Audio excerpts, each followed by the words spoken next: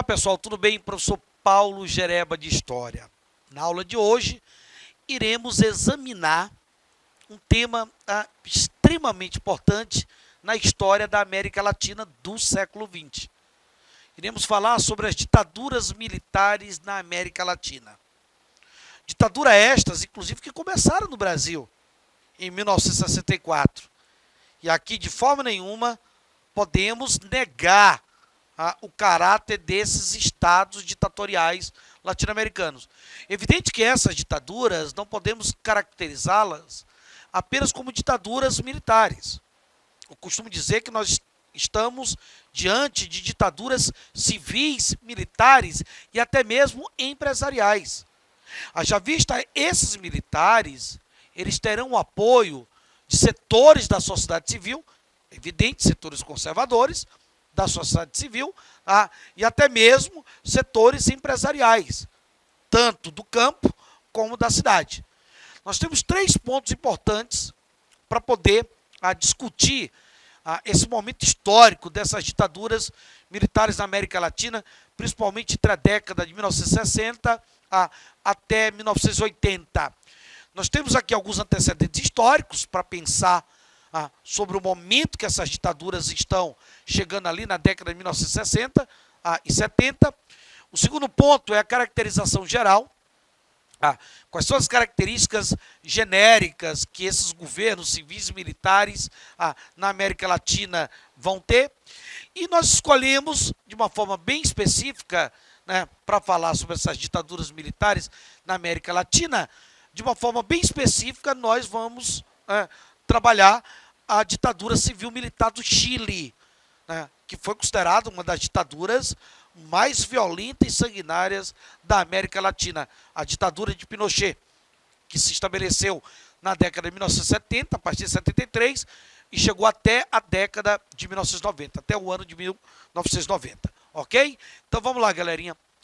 Quando nós vamos trazer aqui os antecedentes históricos, é evidente que falar sobre ditaduras militares na América Latina é mostrar que a América Latina, na década de 1960, 1970, que é um momento crucial, onde essas ditaduras civis militares vão estar se estabelecendo, a América Latina ela é vista como uma região estratégica e de segurança nacional, principalmente por parte de quem? Dos Estados Unidos. Os Estados Unidos olham para a América Latina, principalmente aqui na década de 1960, 1970, olham como área estratégica e área de segurança. Em função, nesse momento, de nós termos o quê? Nós temos a Revolução Cubana, a Guerra Fria, ou seja, as prováveis ameaças de expansão de revoluções comunistas ou do comunismo na América Latina. Então, para os Estados Unidos, seria muito importante combater qualquer tipo de governo, qualquer tipo de ideologia que se aproximasse ou que ameaçasse, se aproximasse dos chamados ideais comunistas, ou que ameaçasse, evidentemente, o capitalismo norte-americano, o capitalismo imperialista na América Latina. Então, seria importante combater o nacionalismo ou o esquerdismo, basicamente de apoiar golpes militares, civis e empresariais, como eles vão apoiar, ou de uma forma direta, ou de uma forma indireta. No Brasil, fala-se de um apoio indireto, mas no Chile, por exemplo, se fala de um apoio direto. Então, nós temos aqui, nesse contexto de surgimento dessas ditaduras na América Latina, na verdade, um apoio dos Estados Unidos. Os Estados Unidos ele vai combater principalmente aqueles chamados governos populistas que têm características nacionalistas ou que se aproximam da esquerda, que é uma forma de combater o que eles chamam de ameaça comunista. Além disso, a instabilidade política na América Latina também favorece muito ao surgimento dessas ditaduras civis militares, aqui na década de 1960, 1970.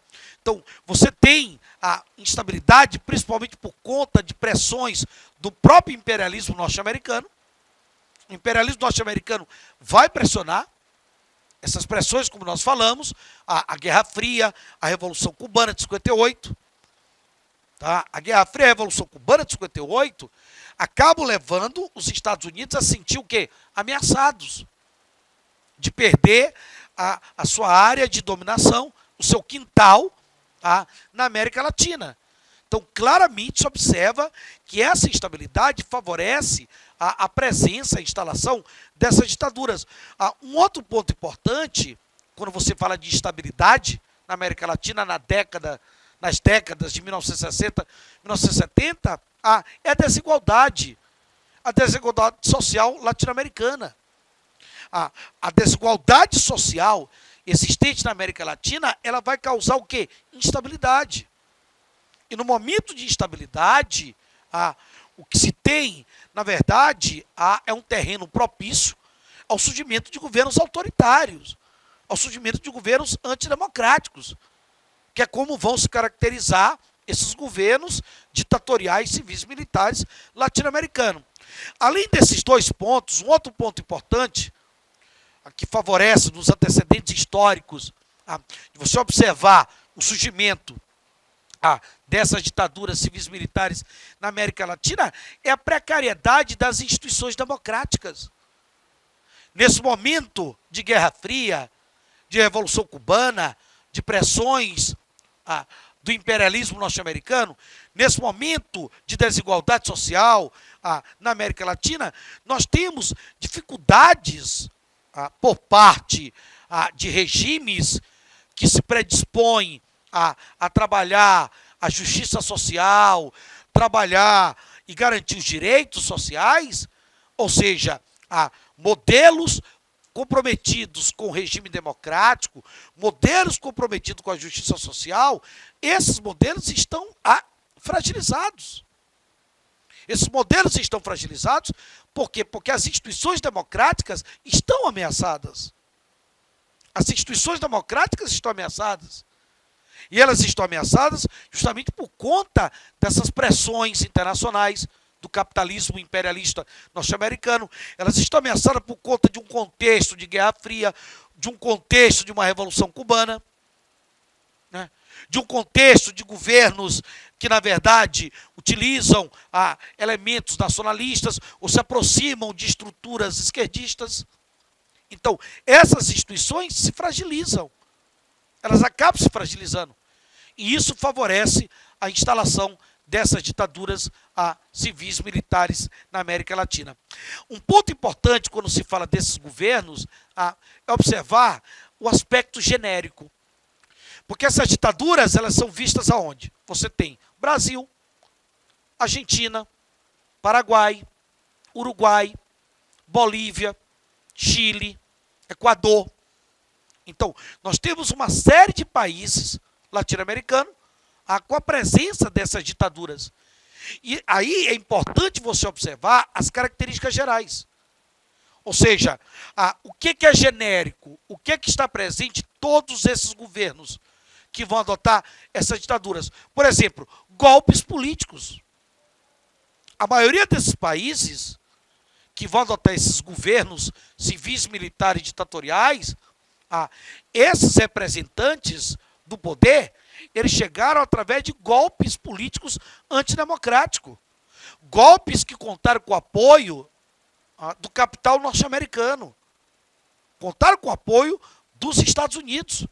Ou apoio direto ou indireto. Golpes que vão contar com o apoio de setores conservadores da sociedade latino-americana. Com o apoio de setores da classe média. Com o apoio de setores ligados a um cristianismo conservador. Setores, basicamente, aí de uma igreja conservadora, que apoiou esses golpes. Setores ligados a grupos empresariais, latifundiários, empresários urbanos. Então, é preciso observar que parte da sociedade civil latino-americana vai apoiar esses golpes, vai apoiar esses governos. Por isso que seria interessante nós falarmos de governos civis militares, ditaduras civis militares e até mesmo empresarial. Se você olha para o Brasil, você vê governo civil, militar e empresarial. Uma outra coisa interessante também é que nós estamos diante de governos antidemocráticos.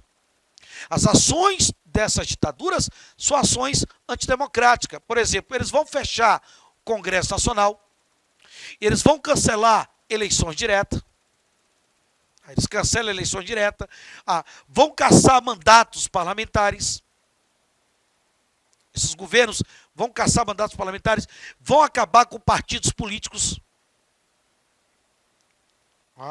ou vão reduzir ao mínimo a estrutura partidária. Chegou a acabar e reduzir ao mínimo a estrutura partidária, como eles fizeram no Brasil. Que eles acabaram com o pluripartidarismo, instituíram o quê? Um bipartidarismo. Outra coisa, eles retiram os direitos políticos e constitucionais dos cidadãos. Cidadãos na América Latina vão perder seus direitos políticos, seus direitos constitucionais. Além disso, nós teremos prisões, desaparecimentos, torturas, assassinatos vão ser praticados por esses governos, principalmente aos opositores do regime. Os opositores do regime vão desaparecer, vão ser presos, vão ser torturados, vão ser assassinados. Nós temos várias memórias que comprovam isso. Outra coisa interessante, censura. São governos que vão censurar os principais meios de comunicação, vão censurar as atividades artísticas e culturais, apesar da resistência.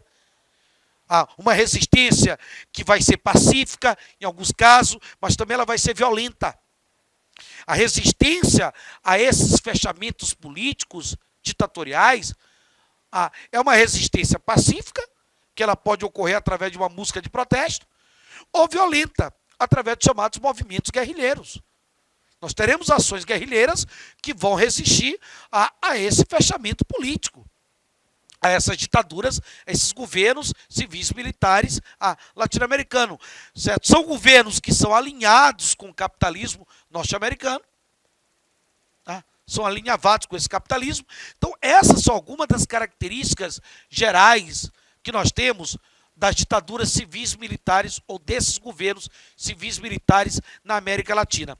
Entretanto, é importante observar o caso específico aqui do Chile, que nós temos, na verdade, nós estamos diante de uma das ditaduras mais violentas e sanguinárias na América Latina, sob o comando do general Pinochet. Observe que no Brasil nós tivemos vários governos militares. Castelo Branco, Costa e Silva, Médici, Geisel, Figueiredo. No Chile você só tem um representante desse Estado ditatorial civil-militar, que é o general Augusto Pinochet. Ali você tem uma estrutura de poder monocrático. Uma estrutura de poder monocrático nas mãos de Pinochet, no período de 1973 até 1990. E que os militares chilenos, sob o comando de Pinochet, eles chegaram ao poder em 1973 de uma forma extremamente violenta. Chegaram ao poder de uma forma violenta, de uma forma sanguinária. Eles acabaram bombardeando, inclusive com o apoio dos Estados Unidos, eles bombardearam o Palácio de La Moneda, que era a sede presidencial do Palácio Presidencial. Que quem era, inclusive, o presidente do Chile na época, era Salvador Allende. Allende, que era um nacionalista, que defendia um socialismo democrático, que vinha fazendo reformas significativas, garantindo direitos para a sociedade chilena, era a favor de uma democracia, de um socialismo de base democrática, certo? O Palácio de La Moneda, onde Allende se encontrava, Allende teria até cometido suicídio, o Palácio de La Moneda ele foi bombardeado pelas Forças Armadas chilenas, sob o comando de Pinochet, e que contou, inclusive, com o apoio de setores conservadores da sociedade civil chilena e até mesmo dos Estados Unidos. E a partir daí, o que você tem é uma estrutura de ditadura monocrática, de ditadura civil-militar, que vai perdurar até 1990, onde durante esse governo nós teremos o fechamento do Congresso Nacional Chileno, eleições vão ser canceladas, partidos políticos vão ser extintos. Tá? Pinochet manda caçar e prender os seus opositores, os opositores do seu regime, vão ser caçados, vão ser presos. Além disso, nós teremos o quê? Desaparecimento. Nós teremos desaparecimento, evidentemente, de opositores, ou que poderiam ser opositores ao regime. Várias pessoas vão desaparecer, vão ser torturadas e assassinados. Assassinatos, uma das ditaduras mais sanguinárias da América Latina. Além de censura aos meios de comunicação, censura às atividades artísticas e culturais. O Chile, inclusive, participou, juntamente com o Paraguai, com a Bolívia, com o Uruguai, com a Argentina e com o Brasil. Esses governos civis militares, essas ditaduras civis militares, o Chile participou juntamente com essas ditaduras civis militares, a do Brasil, da Argentina, do Uruguai, do Paraguai e da Bolívia, participou de uma operação conhecida como a Operação Condor. A famosa Operação Condor, onde esses países, essas ditaduras, eles trocavam informações, certo? E realizavam uma atuação conjunta com seus serviços de inteligência que eles tinham, uma atuação conjunta, certo? Para poder reprimir os opositores do regime. Os opositores do regime, eles eram simplesmente vigiados, fiscalizados pela Operação Condor. A Operação Condor, eles trocavam informações, ou seja, o sistema de inteligência da ditadura militar chilena tinha informações do sistema de inteligência da ditadura militar do Paraguai, do Uruguai, da Bolívia, do Brasil, e também a mesma coisa, por exemplo, o sistema de inteligência da ditadura militar brasileira tinha informações do sistema de inteligência da ditadura militar chilena. Então eles trocavam informações, que vão ser muito importantes para poder o quê? Mapear os opositores do regime, principalmente aqueles que estavam envolvidos em militâncias, muitas vezes até mesmo guerrilheiras ou pacíficas. Então nós temos aqui como um dos principais instrumentos de opressão utilizado pelas ditaduras aqui do Cone Sul, a famosa Operação Condor. O interessante é observar que o governo militar no Chile, o governo civil militar, a ditadura civil militar de Pinochet, acabou, inclusive, abrindo a economia chinesa, certo? Porque nós chamamos do modelo neoliberal. O Chile foi o primeiro país na América Latina a adotar o que nós chamamos de modelo de Estado mínimo, o modelo do Estado neoliberal, se baseando na famosa escola econômica norte-americana de Chicago, a escola de Chicago, onde o governo chileno, o famoso milagre econômico chileno, foi um milagre onde ele vai lá, né, privatizar, utiliza já um processo de privatização, inclusive de áreas estratégicas, como a própria área de saúde, né, vai privatizar, vai abrir a economia chilena, abre completamente a economia chilena ao capital o quê?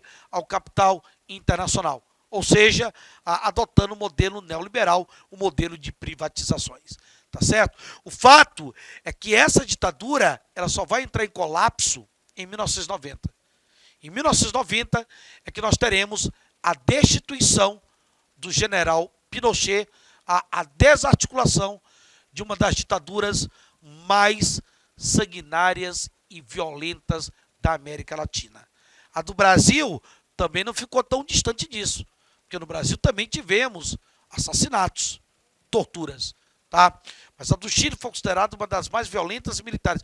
Inclusive, Pinochet chegou até a ser julgado e condenado por tribunais europeus, por conta de ter mandado assassinar ou eliminar cidadãos, inclusive, de países como da Espanha. Ok, galerinha? Beleza? Um grande abraço e até o nosso próximo encontro.